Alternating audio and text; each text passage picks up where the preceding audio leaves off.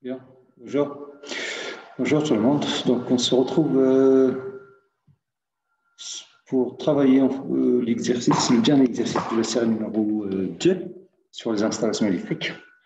Donc, mise en évidence des dangers électriques. Bien.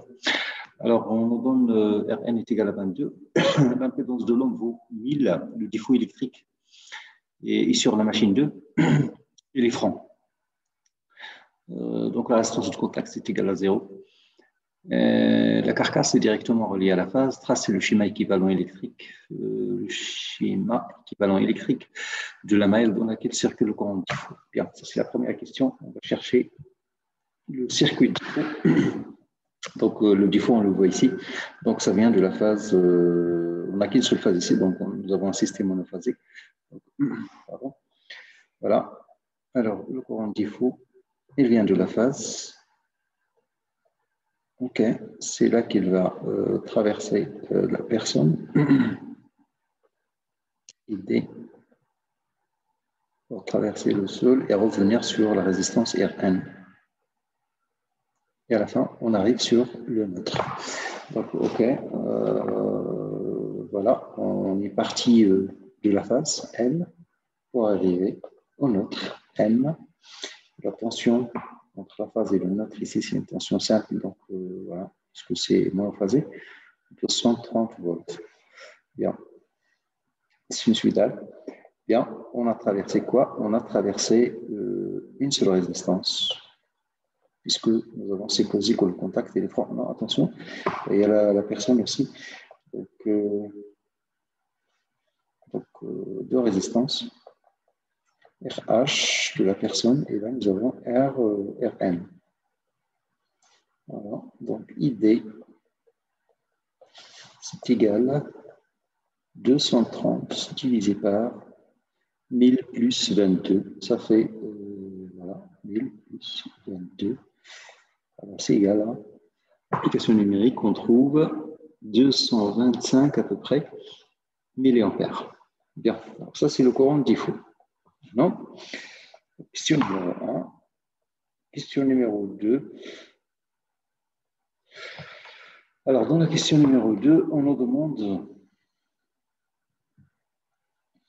de déterminer la tension de contact.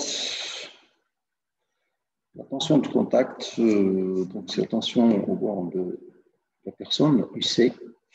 On a UC égale à 1000 fois 225 milliampères. Donc en fait, ça veut dire tout simplement c'est 225 volts.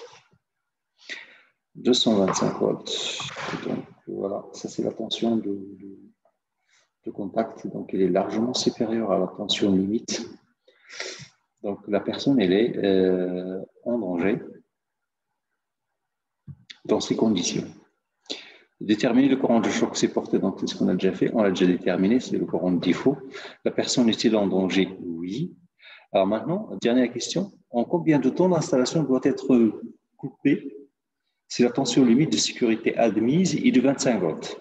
Utilisez la courbe de sécurité. Bien sûr, donc on cherche le temps, d'accord, où il faut couper le courant. Voilà. Alors, pour cela, on va utiliser la courbe de sécurité. Donc, la courbe, elle est là. D'accord? Donc, vous voyez, en fonction de la tension de contact, on peut déterminer le temps, d'accord, où il faut couper. Et bien sûr, selon les conditions que nous avons. Alors, dans l'exercice, on nous a demandé de supposer que la tension limite est de 25. Nous, on avait calculé la tension de contact et on a trouvé 225. 225, ici, c'est 200, vous voyez, 225, c'est à peu près ici. Hein, à peu près ici. Donc, mais il faut chercher, bien sûr, sur la deuxième courbe qui correspond à 200, à 25 volts. D'accord? 25 volts, donc il faut utiliser cette courbe-là. Alors, 225, voilà, j'arrive ici, d'accord? Donc, je regarde, qu'est-ce que ça donne? Ça donne 0,02 millisecondes. Donc, c'est trop rapide, donc il faut intervenir avant les 0,02 millisecondes pour couper le courant. Bien. Alors, je vous remercie. Donc, on vient de finir la série numéro 2. Hein. Donc, voilà. Merci.